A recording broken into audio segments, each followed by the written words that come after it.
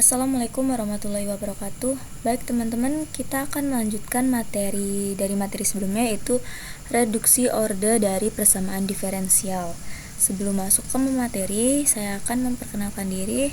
Nama saya Lutfia Husna dengan NPM 20010620006 dari Tadris Matematika Fakultas Tarbiyah dan Ilmu Keguruan Institut Agama Islam Negeri Metro. Nah, kita masuk ke materi. Yang pertama itu ada bentuk umum. Di sini kita akan mempelajari metode reduksi orde 2. Yang kita ketahui bahwa reduksi itu memiliki arti yaitu mengurangi.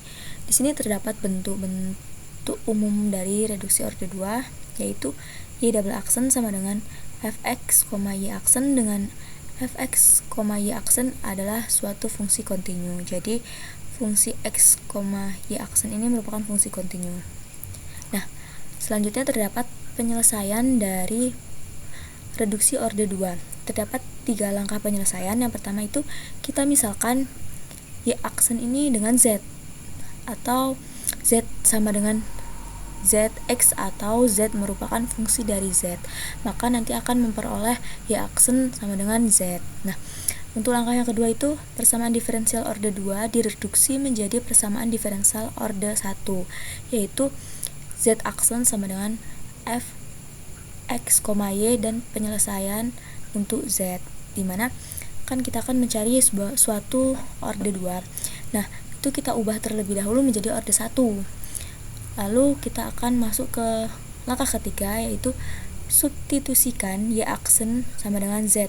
Nah, setelah kita mencari persamaan ini, kita akan kembali lagi seperti langkah awal tadi kan, y aksen itu sama dengan z, dan cara penyelesaian ini untuk y, dimana penyelesaian akhir akan diperoleh dua konstanta sembarang, yang pertama K1 dan K2.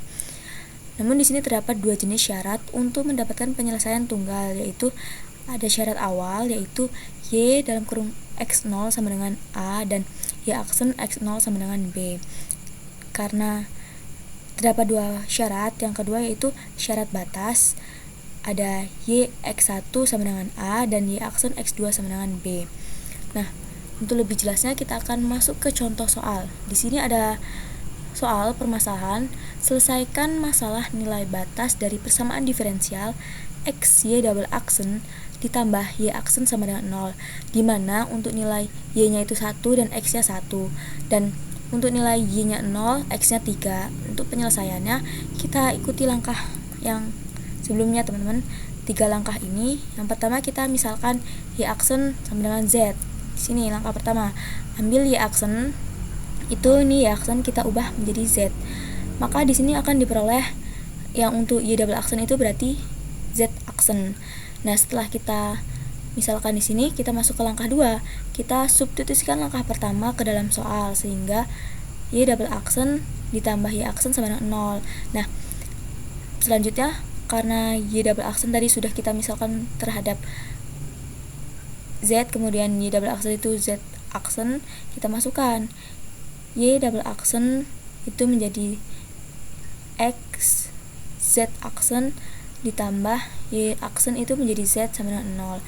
Kemudian ketika ada z aksen itu artinya bahwa ada suatu turunan dz terhadap dx. Jadi di sini kita ubah z aksen ini menjadi x dz per dx ditambah z sama dengan 0. Nah, untuk dapat menyelesaikan fungsi ini teman-teman, kita kalikan dengan dx per xz, dimana ketika dikalikan ini akan mendapatkan hasil dz per z plus dx per x sama dengan 0. Nah, setelah kita dapat membentuk suatu turunan seperti ini ya teman-teman, kita dapat menyelesaikannya dengan cara integral. Nah, kita integralkan, ini masih dalam sama dengan 0 atau fungsi sama dengan 0 ini kita pindah ruas yang sebelah ini, dx per x ini pindah ke sebelah kanan. Nah, ini negatif ya teman-teman hasilnya, karena awalnya dia positif jadi negatif. Setelah kita pindah ruas, kita dapat menyelesaikan dengan integral dz per z itu ln z, kemudian integral min dx per x itu min ln x plus ln k1, dimana untuk langkah tadi ini kita akan menemukan k1 dan k2. ini kita telah menemukan K1-nya, teman-teman. Konstanta dibuat bentuk len agar mudah mencari Z. Nah, maksudnya di sini ini kita membentuk K1 ini ada lennya, karena ketika di sini ada lennya semua, itu dia akan melebur atau menghilang. Jadi kita bisa menulis sebuah variabelnya. Ini kan len Z, berarti dia dapat kita tulis jadi Z. Ini min len X plus len K1, dimana ketika ini bernilai negatif, kita dapat mengubahnya menjadi positif itu dengan mengubah dia menjadi pembilang, dan yang K1 itu menjadi penyebut. Jadi di sini Z sama dengan K1 per X. Nah, ini merupakan sifat logaritma natural. Kemudian kita masuk ke langkah yang ketiga, yaitu substitusikan kembali nilai Z sama dengan Y aksen, sehingga Y aksen itu sama dengan K1 per X. Seperti ini ya, teman-teman. Kan nilai Z ini itu sama dengan Y aksen, sehingga ketika kita menggunakan Y aksen itu nilainya sama seperti Z ini. Jadi Y aksen ini nilainya K1 per X, dimana ketika kita masukkan ke sini dy per dx sama dengan K1 per X. Nah, dy per dx itu kan nilainya sama dengan dy per K1 per X dx. Nah, ini kita cari dengan memindahkan ruas ya, teman-teman. Cara ketika terdapat persamaan, misal ini ada dx, ini ada x, jadi kita samakan variabelnya, ini x dan x, kita pindah ruaskan. Nah, setelah seperti ini ya, teman-teman, kita dapat menyelesaikan dengan mengintegralkan. Integral dy sama dengan integral K1 per X dx. Nah, integral dy itu y, kemudian integral K1 per X dx itu K1 dan X plus K2. Nah, ini sudah masuk ke solusi umum, dimana kita sudah menemukan K1 dan K2-nya.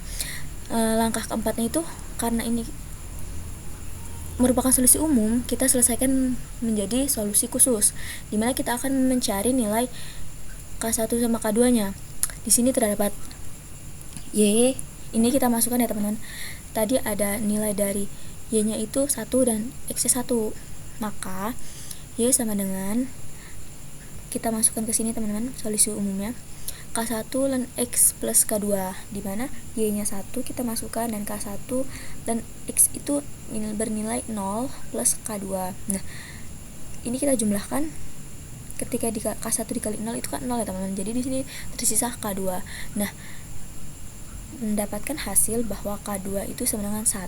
Nah, selanjutnya di sini ada Y 3 sama dengan 0, atau Y-nya bernilai 0 dan X-nya bernilai 3. Sama seperti yang pertama ini, kita masukkan ke solusi umumnya, lalu kita ubah nilai Y-nya menjadi 3. Y-nya 0, kemudian X-nya itu 3 nih, teman-teman.